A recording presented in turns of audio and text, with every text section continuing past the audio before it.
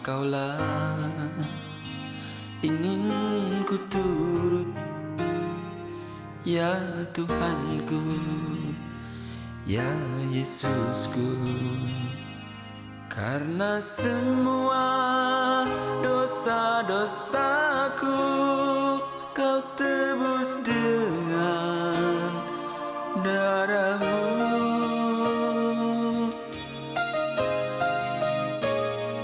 Meskipun di dunia ini ku peroleh segala-galanya, namun yang selalu ku rindu hanyalah Persembahan kami boleh berkenan di hadapan-Mu, dan sebentar Tuhan kami akan menaikkan pujian kami Tuhan, biar Engkau hadir di tengah-tengah ini Tuhan, Engkau bertata di atas pujian kami. Terima kasih Tuhan, syukur bagi-Mu, haleluya, amin.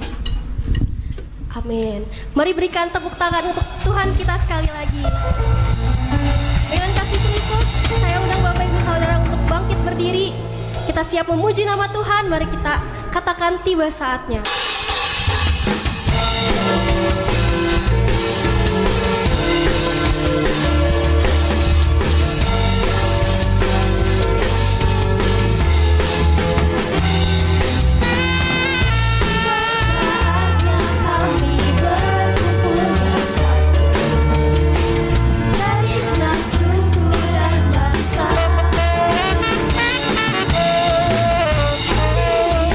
Hadapan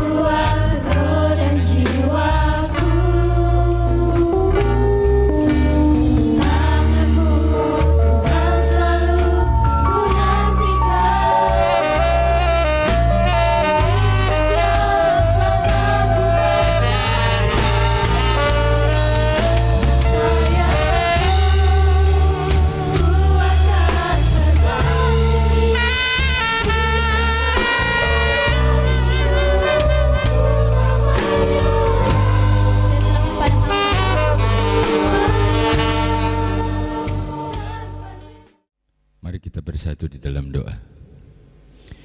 Ya Tuhan Allah kami, Allah yang menciptakan langit dan bumi, Allah yang kami sembah di dalam nama Yesus Kristus. Pada hari ini kami datang kembali kepadamu dalam suatu ibadah dan mengucap syukur karena Engkau sudah memimpin kehidupan kami sehari demi sehari selama seminggu ini. Segala sesuatu, segala perkara yang Kau izinkan terjadi, terkadang tidak dapat kami mengerti, terkadang tidak dapat kami pahami, namun kami percaya bahwa Engkau tidak pernah memberikan yang jahat. Sebab kalau kami masih ada sampai hari ini, kami percaya itu adalah anugerah-Mu. Kami percaya itu adalah sesuatu yang Kau berikan kepada kami, dan segala sesuatunya adalah yang terbaik buat kami.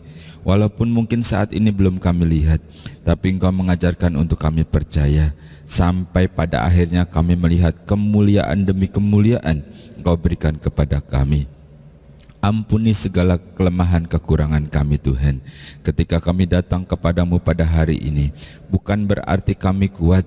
Kami datang dengan segala permasalahan, kami yang kurang sehat, atau kami yang menghadapi jalan buntu. Justru kami percaya Tuhan, bagimu itu sangat-sangat mudah, karena Engkau adalah Allah, karena Engkau berkuasa, karena Engkau kenal kami, karena Engkau mengasihi kami, dan karena Engkau juga mau melakukannya bagi kami. Terima kasih buat hari ini. Kami percaya ini bukan suatu kebetulan, tapi memang Engkau yang mengundang kami, karena Engkau ingin memberkati, karena Engkau ingin menunjukkan kasih-Mu kepada setiap kami, dan kami adalah umat-Mu. Biar kiranya segala puji sembah dan hormat kami naik ke hadapan hadirat-Mu dan menyenangkan hati-Mu Tuhan. Memberkati seluruh pelayan-pelayan-Mu sehingga memungkinkan ibadah melalui media ini. Memberkati tim IT, memberkati para singer, song leader, memberkati para pemain musik, dan memberkati kami semua yang saat ini ada bersama-sama.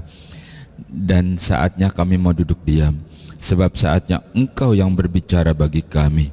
Firman-Mu adalah kebenaran, firman yang hidup, firman itu adalah Engkau sendiri, firman yang menyembuhkan, firman yang membuka jalan, firman yang memberikan kami penghiburan, firman yang menyembuhkan. Di dalam nama Tuhan Yesus Kristus, berfirmanlah Tuhan, dan kami umat-Mu yang siap untuk diberkati oleh firman Tuhan, bersama-sama kita katakan amin. Selamat berjumpa kembali Bapak Ibu sudah dikasih oleh Tuhan. Bagaimana kabarnya hari ini? Luar biasa bukan? Iya, bersama dengan Tuhan kita harus selalu menang, bahkan lebih daripada pemenang. Karena kita kuat, bukan karena kita kuat, tetapi Tuhan memberikan kita kekuatan setiap saat, setiap hari, sampai hari ini. Sudah berapa banyak engkau lewati hari-hari, sudah berapa tahun engkau hidup, sudah begitu banyak penyertaan Tuhan membuat engkau semakin kokoh, membuat engkau semakin percaya bahwa Tuhan Dia adalah Allah yang hidup, yang bukan cuma memanggil, memilih, tapi menjadikan kita menjadi imamat rajani, kuasanya, menjadi pelayannya, menjadi sesuatu yang dipercayakan untuk suatu amanat agung. Oke, nah hari ini kita mau belajar dari seseorang, dari suatu tokoh. Kita lihat siapa nanti. Pasti Bapak Ibu saudara-saudara pasti kenal, karena firman tidak akan sukar, karena dia justru membuat kita menjadi lebih mengerti, lebih mudah, dan menuntun kita melalui firman-Nya. Oke, kita baca ya. Yunus pasal 1, demikian firman Tuhan. Datanglah firman Tuhan kepada Yunus bin Amitai demikian. Bangunlah, pergilah ke Niniwe, kota yang besar itu. Berserulah kepada mereka, karena kejahatannya telah sampai kepadaku. Tetapi Yunus bersiap-siap untuk melarikan diri ke Tarsis, jauh dari hadapan Tuhan. Ia pergi ke Yafu dan mendapat di sana sebuah kapal yang akan berangkat ke Tarsis. Ia membayar biaya perjalanannya, lalu naik kapal itu untuk berlayar bersama-sama dengan mereka ke Tarsis, jauh dari hadapan Tuhan. sekarang kita sudah tahu tokohnya siapa? Yunus. Itu aku sudah tahu waktu sejak dari sekolah minggu sudah diceritakan. Itu toh Pak Pendeta, Yunus yang masuk ke perut ikan besar itu kan, gitu ya. Halo, iya betul. Ya, ini Yunus adalah seorang pelayan Tuhan. Yunus itu hamba Tuhan. Hamba Tuhan yang bukan sembarangan hamba. Yunus ini hamba Tuhan yang Tuhan sudah dekat sama dia. Tuhan sudah mempercayai dia. Bahkan Tuhan sering berkata-kata dengan dia. Dan Yunus bisa mendengar suara Tuhan. Yunus ini seorang hamba Tuhan yang dipakai oleh Tuhan. Dia betul-betul bisa mendengar suara Tuhan. Bukannya aku dengar suara Tuhan, wah suara hati, apa suara yang lain. Enggak, ini Yunus benar-benar dia bisa mendengar suara Tuhan. Karena dia Allah yang maha besar itu, dia memposisikannya dirinya sebagai Bapa, bukan? Bapa yang mengasihi anak-anaknya. Kalau Bapa mengasihi anak-anaknya, pasti Bapa itu banyak bicara, banyak nasihatnya, banyak petunjuknya. Kenapa? Iya, supaya anaknya itu tidak salah melangkah, supaya anaknya itu tahu arah jalannya, supaya kalau pergi juga tahu pulangnya, tidak nyasar. Pasti Bapak itu banyak bicara. Demikian pula Allah kepada setiap kita. Pasti Allah banyak bicara. Dia memberikan petunjuk, dia kasih tahu melalui mimpi kah, melalui kejadian-kejadian sebagai pelajaran, dan dalam banyak hal melalui firman juga bisa. Banyak hal Allah sebagai Bapa itu mau bicara. Oleh sebab itu jadilah seorang yang dewasa rohani seperti Yunus, yang bisa mendengar suara Bapaknya, yang bisa mendengar suara Allah. Dan kita baca tadi, Yunus itu seorang hamba Tuhan yang bisa mendengar, dan dia tahu persis. Tuhan menyuruh dia, berangkatlah Yunus ke Niniwe. Kejahatannya itu sudah sampai kepada telingaku. Aku sudah lihat, wah luar biasa. Berangkat kau sana, kau ngomong di sana. Apa kau khotbatin, apa kau kutuk, pokoknya berangkatlah. Nanti di sana aku yang akan bimbing. Gitu kali ya, barangkali, karena nggak ditulis di sini. Kalau ditulis ini aja udah tebel, bisa 3 kali lipat. Tetapi Yunus tidak ke Niniwe, dia pergi ke tempat lain. Kenapa sih? Yunus tahu bahwa memang Niniwe itu jahat. Niniwe itu ibu kotanya Asyur. Bangsa Asyur itu saat itu ancaman bagi bangsa Israel. Jadi ketika Allah bilang, Yunus, aku akan musnahkan Niniwe misalkan, kau berangkatlah ke sana. Wah, Yunus tuh senang tuh, syukurin lu gitu ya. Kau menjahat, biar lihat nih penghukuman Tuhan gitu ya. Jadi Yunus nggak mau ke Niniwe. Kalau aku ke Niniwe nanti Tuhan mengampuni lagi. Dengan biar Tuhan hukum. Itu Yunus udah benci banget sama Niniwe, sama Asyur. Konon ya, menurut catatan nih, kan kita tidak hidup di zaman Yunus toh. Menurut catatan, bangsa Asyur itu kejam. Kalau perang nih, nyerah, ditangkap gitu ya, dipenjarain gitu. Ntar kan bisa ditukar gitu ya, dibarter. Ini kau kembalikan 10, aku kembalikan 10 misalnya gitu ya. Tapi Asyur ini nggak begitu. Kalau bangsa Israel ketangkep, nggak dipenjarakan, langsung digorok leher, gorok. Terus di pinggir jalan dikasih tombak, kepalanya dipasang gitu, pasang. Lalu raja dan pahlawan pulang berperang kan, naik kuda lah barangkali gitu ya. Nengok ke kiri, nengok ke kanan, membuat mereka makin semangat, mereka makin garang gitu ya. Karena apa? Karena itu tawanannya, kepalanya tonggak-tonggak, kejam. Jadi ketika Allah mau menghukum Yunus, biarinlah Tuhan, hukumlah dia. Aku nggak mau ke Niniwe. Kalau aku ke Niniwe, aku sampaikan firman-Mu. Firman-Mu itu isinya kasih. Nggak jadi kau marah sama dia, sama si Niniwe, gitu ya. Kita baca dulu lah satu ayat, Wahyu pasal 3. Wahyu pasal 3 ayat yang ke-19, demikian firman Tuhan. Barang siapa kukasihi, ia kutegur dan kuhajar. Sebab itu relakan hatimu dan bertobatlah. Bapak Ibu sudah dikasih oleh Tuhan.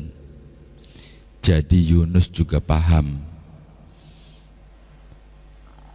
ketika Niniwe kejahatannya sudah sampai, Allah itu ingin menghajar, ingin tegur, bukan karena Allah membenci, karena Allah mengasihi.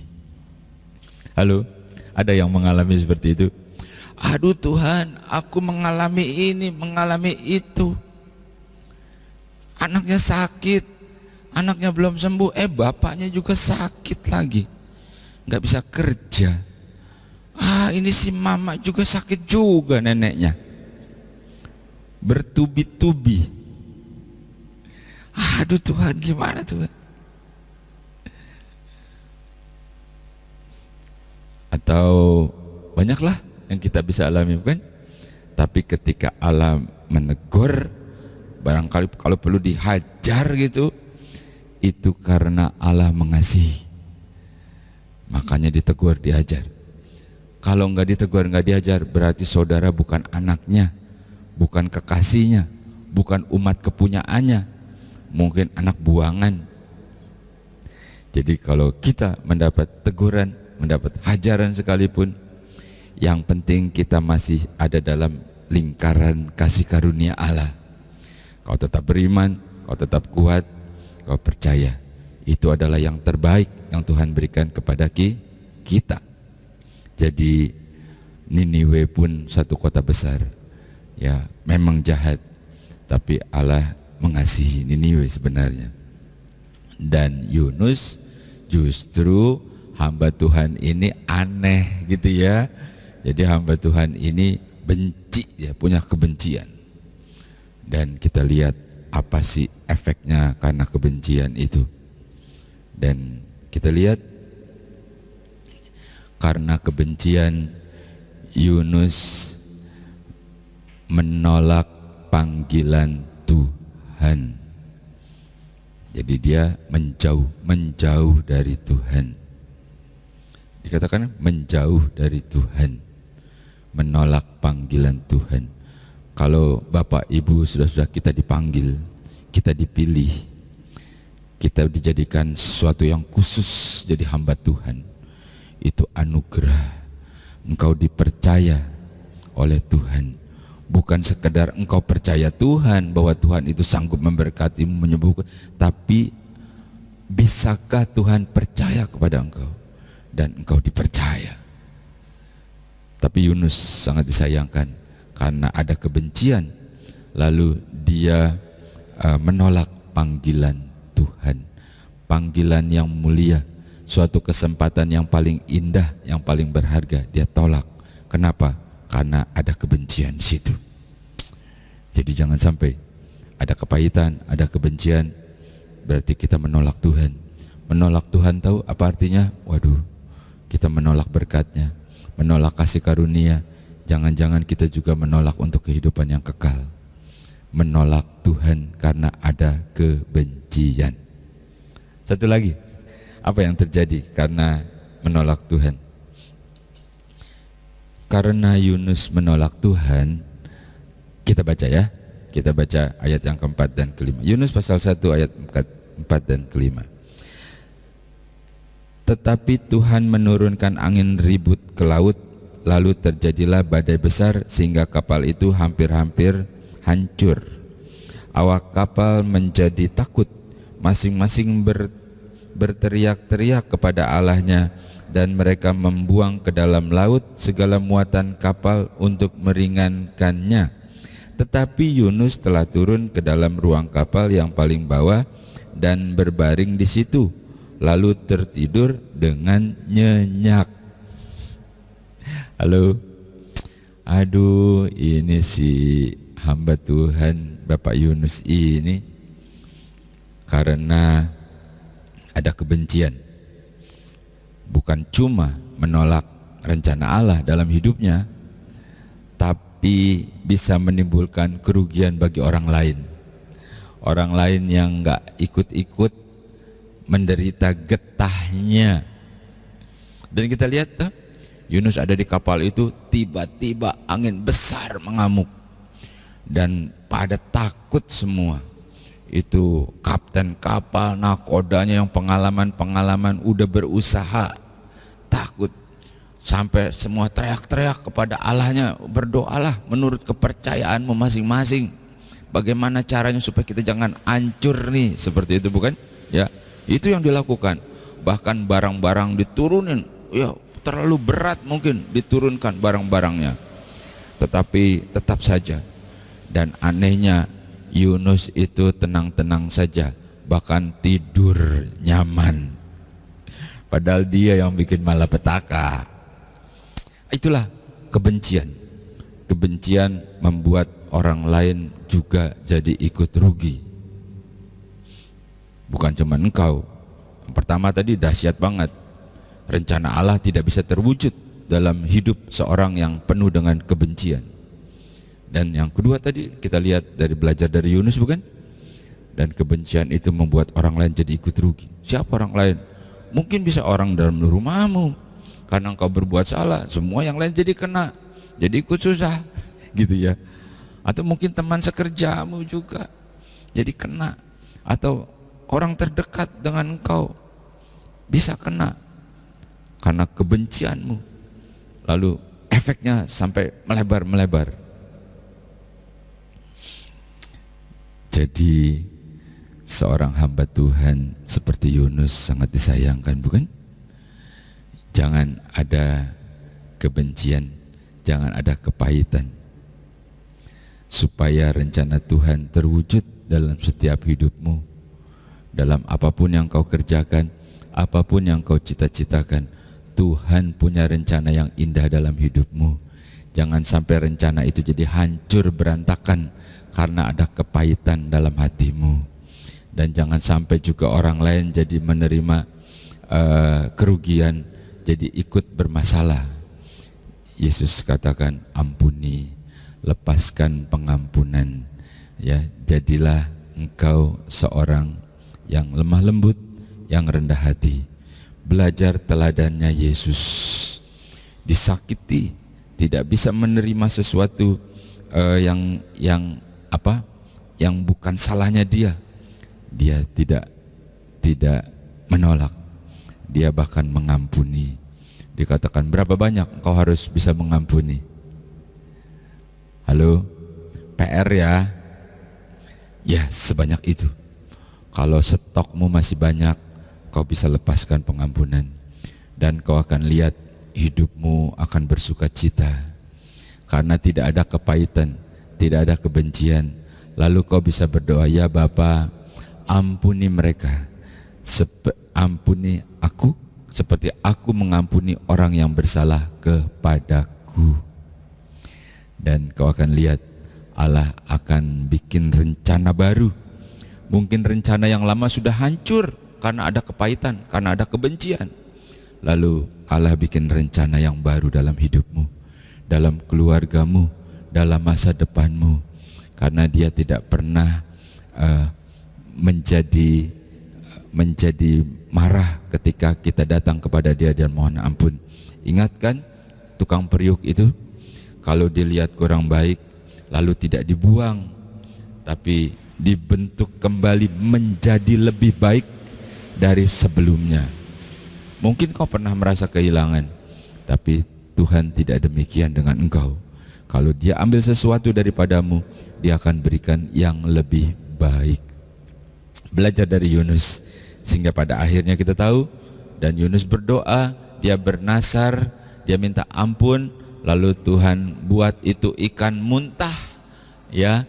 Lalu dia di tepi pantai, lalu dia melanjutkan rencana Tuhan dalam hidupnya untuk keselamatan suatu bangsa, dan bangsa itu bertobat melalui hamba Tuhan yang bernama Yunus.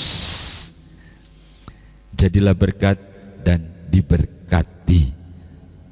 Tuhan Yesus memberkati. Mari kita berdoa. Mengucap syukur kepadamu Tuhan. Hari ini kami belajar melalui seorang yang bernama Yunus. Bukan tidak mungkin kami pun berbuat demikian, tetapi masih ada kesempatan yang Kau berikan kepada kami. Oleh sebab itu Tuhan, teruslah Engkau berbicara bagi kami. Mungkin rencanamu sudah hancur karena kami menolak, tapi buatlah rencana yang lebih baik, yang lebih baru, yang lebih indah. Kami percaya Engkau sebagai seorang penjunan, Engkau akan buat itu, sehingga kami bukan cuma diberkati, tapi kami jadi berkat. Biar kiranya dunia melihat Kristus melalui hidup kami, melihat pribadi Kristus dalam apa yang kami lakukan. Dan biar kiranya dengan semuanya itu, nama Tuhan ditinggikan atas hidup kami, nama Tuhan ditinggikan atas keluarga kami, nama Tuhan ditinggikan atas apapun yang kami lakukan. Dan biar kiranya hidup ini adalah hidup untuk kemuliaan Tuhan. Memberkati setiap kami yang ikut dalam ibadah ini Tuhan. Engkau menjamah setiap pribadi, Engkau membuka jalan, Engkau menyembuhkan, karena Engkau Allah yang setia, Engkau Allah yang mengasihi, dan Engkau Allah yang terus menjagai kami. Seperti hari ini, dalam suatu ucapan syukur, kami menyerahkan seluruh aktivitas kami sepanjang minggu ini Tuhan. Apapun yang Kau percayakan untuk kami lakukan, biar kami akan lakukan dengan sepenuh hati. Mereka yang berniaga, mereka yang berdagang, Engkau berkati Tuhan. Mereka yang bekerja, berkati tempat di mana Engkau tempatkan anak-anak-Mu itu. Malaikat Tuhan akan menjadi asisten pribadi-Mu ketika Engkau bekerja. Kami berdoa buat anak-anak kami yang masih kuliah, mereka yang masih sekolah. Berikan hikmat dan akal budi dalam menghadapi mata pelajaran ataupun mata kuliah mereka. Cukupi biaya-biaya pendidikan mereka. Jagai ketika mereka ada dalam perjalanan. Dan kami percaya Tuhan, bahwa anak-anak kami adalah milik-Mu yang Kau percayakan kepada kami. Itu sebabnya Engkau yang akan merajut masa depan yang terbaik bagi mereka. Yang sudah tidak bekerja sekalipun, Engkau cukupi dengan cara-Mu yang ajaib. Berikan kesehatan, berikan umur panjang, sampai kami bisa melihat anak-anak dari anak-anak kami tumbuh dewasa bersama dengan Engkau. Di dalam nama Tuhan Yesus Kristus, inilah yang menjadi doa dan permohonan kami. Ucapan syukur karena Engkau memberikan kesempatan kepada kami untuk beribadah pada saat ini, dan kembalikan kami pada minggu berikutnya seperti hari ini, saat kami berkumpul, saat kami mengucap syukur atas segala perbaikan dan segala sesuatu yang Kau kerjakan bagi kami. Dan kami percaya Tuhan, Engkau sudah menjamah kami, Engkau sedang melakukannya bagi kami. Dengan iman, dengan sukacita, kita terima berkat Tuhan. Bersama-sama kita katakan amin.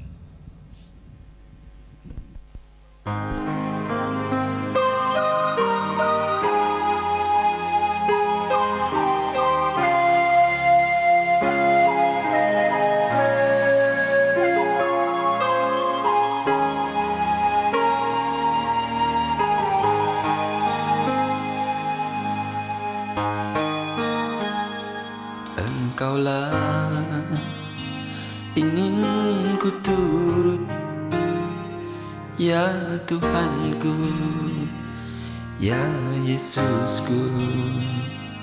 Karena semua dosa-dosaku Kau tebus dengan darah-Mu.